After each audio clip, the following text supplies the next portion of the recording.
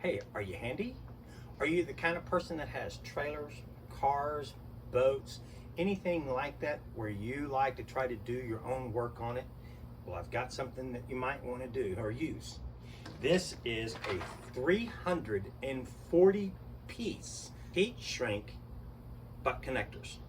Now what makes that really good is the fact that they have all the different colors in here, and it specifies how many you get for or with each color.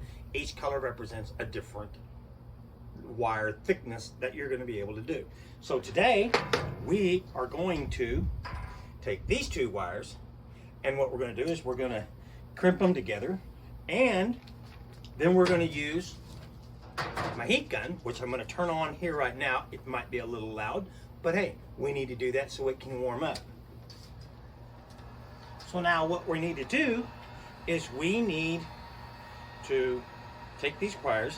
What you would do is you would strip them back, give them a little cut right at the end, leave maybe about 1/2 to 3/4 of an inch with these connectors. Go in, knowing the size that you have, make sure that you choose the one that's for the size. This one will take a blue one because it is a 14 gauge. You push them in, you take your crimper, put a little crimp on the end, makes the wire secure. We're going to do the other side.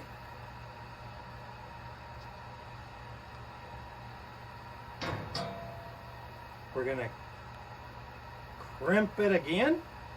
Now, we're going to take our heat gun that we've had heating up, and we are going to take it. Now, if you will step in and see this, as we heat this up, it shrinks it completely down. It will make it very watertight, airtight, any kind of tight that you really need. But when it gets about translucent, that's about the most that you're going to make out of your seal. Now that it's done, this is waterproof. This is airproof. You're not going to get particles or anything in it. So inside of a boat, underneath of a car, underneath of a trailer, if you're looking for a connector that's going to be able to heat shrink itself back down, this is what I would choose.